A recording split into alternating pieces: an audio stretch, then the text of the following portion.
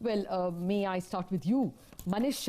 See, there is already a kind of bullishness. I mean, we have a distance from the 10,600 mark, at least 1,000 up on the Nifty. Does 2076 look like it can take this forward? Are we past the worst? So you actually expressed it very well in the last line. I think the worst is behind us. And you always come on a Diwali show looking to be optimistic. Nobody wants to invite a bear on a Diwali show, right? So we always start the year on a optimistic note. And like we were just speaking, even in the earlier shows that I've done with you, that when you go through a normal economic cycle, the bottom of the cycle is when you realize the authorities are coming and throwing everything that they can at the problem. So the government is giving you tax cuts, RBI is giving you interest rate cuts, everyone is trying to revive the economy, and all the industry associations are being heard. Prime Minister has recently gone to United States and also apparently made some commitments over there to investors and corporates to come into India. So there's no reason to believe that a lot of the pain that we kept enduring is going to continue forever. And I would think when we look back, this year 2019 would have looked like a base formation year where you certainly formed a bottom, and I don't expect a V-shaped recovery, but it certainly should be on its way up. Okay, well, let me toss the same thing to Naren and then come back to Prashant and Raamdeo. Naren, would you agree? You know, I cut my teeth in the late 90s, and RBI was cutting rates and cutting rates. We had come down all the way from 18% PLR all the way to 8% or thereabouts by 2002. And you had a lot of money being thrown in, and the Vajpayee government doing great things like Golden Quadrilateral. But it took, what, 4-5 years for us to bottom out. Are you getting a sense that the recovery we are seeing in the market presages a recovery in the economy in a quarter or two? Actually, it's much clearer for longer-term investors that you invest when the economy is down in cheap stocks, and you actually get very good returns in the long run. And clearly, if you look at, we look at 5 indicators of the economy. One is credit growth, second is power demand, third is oil demand, fourth would be container traffic, and fifth would be auto numbers. And all these are all high frequency, good quality numbers. All of them are telling you that economy is in bad shape relatively. And therefore, the tough task for us to tell people is that when economy is in bad shape, invest in small caps. When the economy is in great shape, you'll be able to make money. Or you invest in value stocks when the economy is in bad shape and you make money. I think the only difference, I would say, at this point of time, while the economy is in bad shape, many of the large caps or mega caps are not cheap at all. Normally, what you would see is that when the economy is in bad shape, you'll see the entire market being cheap. But this time you can clearly see that the mega caps are not cheap, but the rest of the markets are reasonably valued. So I think there, if you invest today for the long term, how long the economy will take to revive, that's a debate which we don't have an answer on. My belief is it should take longer, but that doesn't mean this is not a time to invest for the long term. Okay, spoken like an absolute true value investor. Buy when stocks are cheap and hold on to them, and you make money in the long term. Raamdeo, coming to you, where do you stand? Do you think we've seen the worst? Only after some time we'll realize whether that was the worst. But I think the kind of pessimism we have gone through, I mean, fundamentals only time will tell, because still a lot of these 6 parameters he talked about still in dogs. So, but I think we have seen some amount of bottoming out of the pessimism, like intense pessimism which we saw, and that led to government also coming back with a lot of steps, and they are committed to do even more. They have literally thrown the fiscal to this thing. I mean, people are counting and counting, but I don't think there is any number. So fiscal side is gone. RBI is very proactive on the liquidity, cost of money, whatever is possible. And then finally the number came, that 88% decline in the credit flow. I think that is the most scathing statistics you have. So what's happening to that, we'll come to know. I don't think it will go worse than that. I mean, I think the pessimism is at a very low level. So when our market is in very, very pessimistic mode, of course it will happen with the evidence of some kind of a slowdown. Slowdown is on. Pessimism is on big time. There are more pessimists than optimists.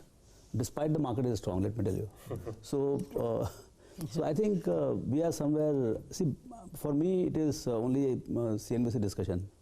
You know, what is to be done? I'm 100% invested, and I will always remain, you know, fully invested. So whatever money comes, we have to find one or two ideas and buy into that, because we are buying QG, quality and growth. So there, I think today market is actually looking high or almost all-time high, because the QG stocks are doing very well. So my portfolio is positioned for this particular kind of rally.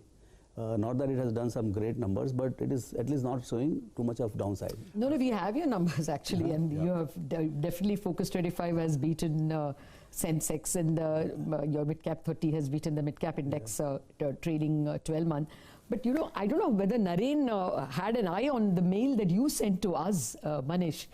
He's speaking about small cap, and you have sent us, and we will show that data to you, it may take a little while, of a huge number of companies which are over 100 crore market cap, and they have lost 67% from their all-time high.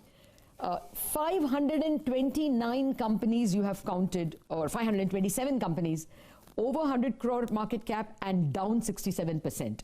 What is the message from this table? So firstly, you should give credit to this came from corporate database. It's not really my data, but thanks to Durgesh Bhai, who keeps bringing out very insightful statistics for us to see. I think the point he was trying to make is that the top 50 companies, as Raamdeo was saying, have taken the bulk of the flows away in the market. Also, another friend sent me some data recently where he said since the norms came out last year about local mutual funds not being able to do style drift between large caps being 25,000 crores, mid caps being 8,000 crores, and then the smaller ones being 3,000 crores. If something falls from 25,000 to 22,000, the fund is forced to in a way sell it rather than adding to its position, and that may have kind of accentuated the pain. So you put these two things together, the carnage which has happened in the broader market is unprecedented, which is why Raamdeo is rightly saying the mood is so pessimistic amongst investors. And I'm guessing a lot of professionals picked up early that what was happening was that in this whole churn being caused by GST and the move towards a more compliant society, it was the winners and the leaders in every sector who are the more compliant ones who are winning market share. And therefore, everyone's portfolios have tilted towards those people, and it includes sectors which normally people would have not touched. For instance, last year, I don't know if you're going to show the data, even in real estate, Godrej or Prestige and others have done incredibly well. So it's not only been the financials or only the consumers. Even sectors like that, the leaders have actually done disproportionately well. Yes. And that's really the underlying message, that you cannot have the entire country getting decimated. If indeed the revival has to come, at some point the trade will move away from quality, because again, like Raamdeo and I have often expressed, the markets discount what is the rate of change. So you may go from terrible to bad, and that may give you a rate of change, which is not necessarily the best portfolio to hold long term, but there is a trade over there. You know, absolutely. Let's now try and identify what will cause this shift in sentiment, because you know, we've been in a period of extreme pessimism. Some of that pessimism has gone away, but will it turn into optimism, and what is required for that?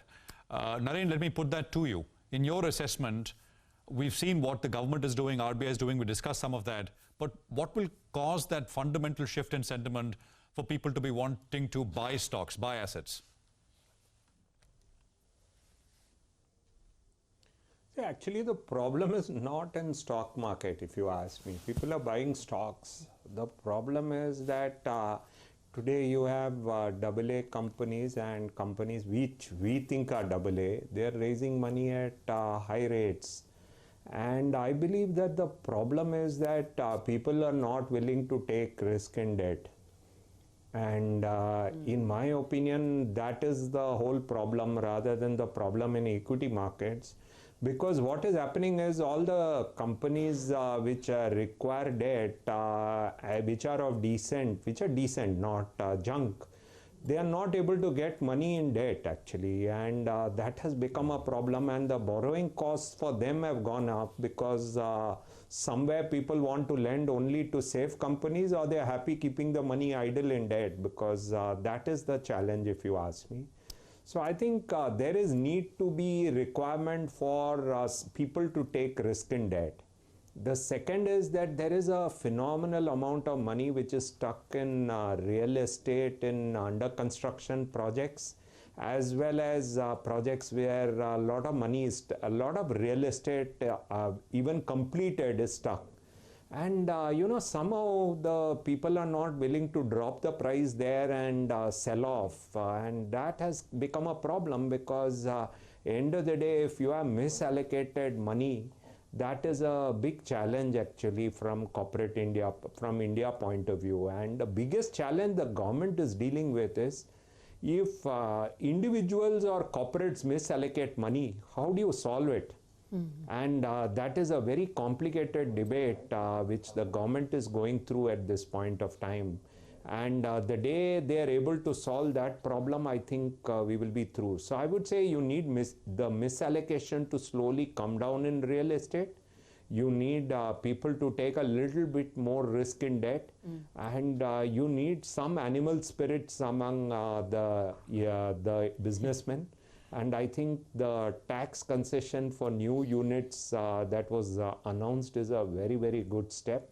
And I believe we need a much weaker rupee so that exports are incentivized. And I think with these steps, we will be through with the problem. I believe that overnight, these problems are not going to get resolved. Time will be the biggest healer, and slowly the economy will recover, is my view at this point of time. But we are clearly towards the bottom, and therefore it's a very interesting period for long-term investors. Okay, Naren, before we get into our first break, give us some ideas to ruminate for Samvat 2076. Which are the sectors or stocks or trends that you are already betting on or will bet on shortly? Actually, over the last 6 months, we've been saying that essentially you bet on companies and sectors which have delivered no returns for 12 years. Power, telecom, some of the infra spaces, corporate banks. And I mean, increasingly, if you look at from 2017 top, even many of the small caps, other than some quality small caps, have hardly delivered returns. So I believe that you have a wide variety of stocks and sectors which have delivered no returns for 12 years, which I think are looking appetizingly interesting, because if you have not delivered returns for 12 years, no one enters a sector, and therefore incremental competition from new entrants comes down to zero. And many of the existing entrants also wind up and go away. So I believe you can pick up anything which has not done well for 12 years, the sectors. And I think the next 5 to 10 years will be very good. It's very interesting. In 2007, quality like pharma and tech were very cheap. And at that point of time, people used to say that you can't bet on quality, you have to bet on infra. Now we are reversed. People say you bet on quality mega caps, don't bother about anything else. But frankly, when you have stocks trading at 70 and 80 PE and market caps which are running into billions of dollars, I believe that there is very little value.